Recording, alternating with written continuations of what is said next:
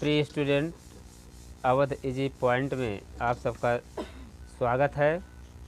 आज हम आप लोगों को पढ़ाएंगे बोर्ड परीक्षा में गणित का एक मुख्य भाग है मेंसुरेशन, जिसमें मेंसुरेशन में आज हम आप लोगों को पढ़ाएंगे बेलन पे इस पर कुछ फार्मूले दिए गए हैं, सूत्र जो इस प्रकार से हैं। नंबर 1, बेलन के आधार की परिधि बराबर 2 पाई r होता है। 2 पाई r परिधि का मतलब होता है आधार का परिमाप। दूसरा है सूत्र इसमें आधार का क्षेत्रफल, जो वृत्ताकार क्षेत्रफल होता है उसका हम अगर क्षेत्रफल निकालेंगे तो फार्मूला उसका लिखते हैं पाई r स्क्वायर।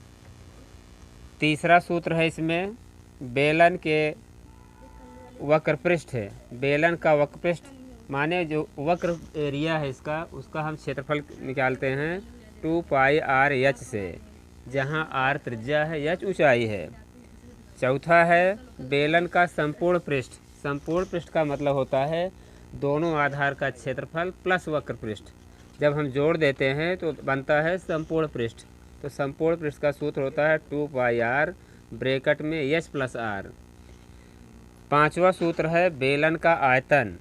आयतन बराबर होता है बच्चों पाई r स्क्वायर h।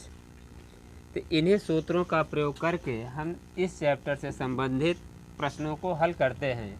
प्रश्न चाहे छोटा हो चाहे बड़ा, बिना इस सूत्र के हम आगे बढ़ नहीं सकते। जैसे एग्जाम्पल दिया है क्वेश्चन के रूप में, एक बेलन के आधार की त्रिज्या 7 सेंटीमीटर तथा ऊंचाई 10 सेंटीमीटर है। बेलन का वक्र पृष्ठ, संपूर्ण पृष्ठ एवं आयतन ज्ञात कीजिए।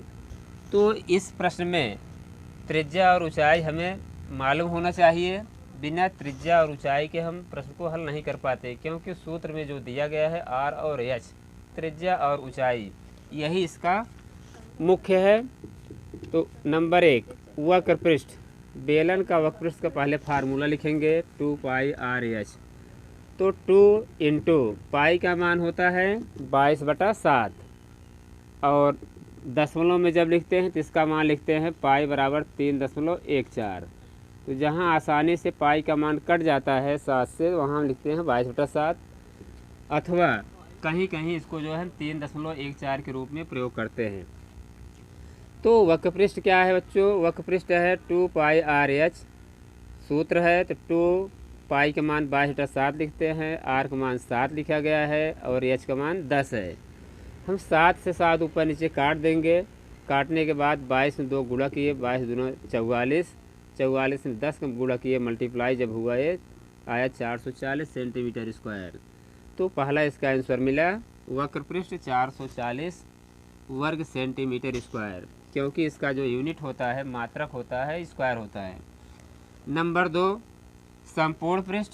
संपूर्ण पृष्ठ किसे कहते हैं? वक्र पृष्ठ को जोड़िए और दोनों आधार का क्षेत्रफल जब हम जोड़ते हैं तो जाकर के बनता है संपूर्ण पृष्ठ।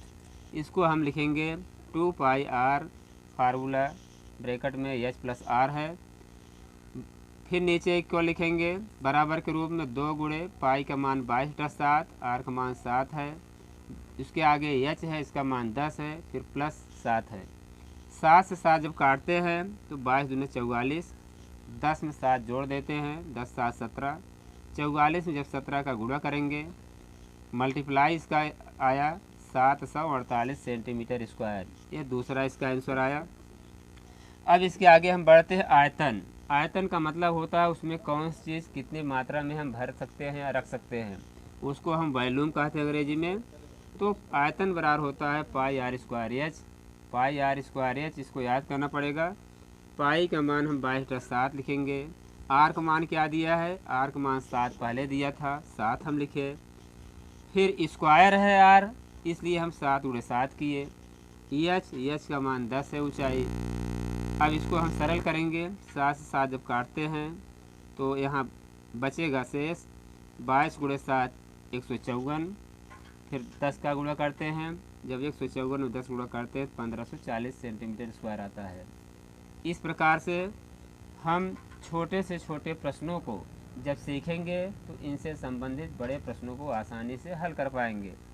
इसलिए आवश्यक है के सूत्र को हम याद करें और सूत्र के आधार पर क्वेश्चन के एक एक शब्दों को आगे पढ़ें और जो भी मान दिए गए हैं प्रश्न में उन्हीं मान को रखते हुए सूत्र में रख करके सरल करके हम इस चैप्टर को हल कर सकते हैं।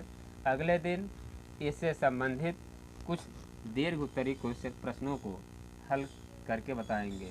धन्यवाद।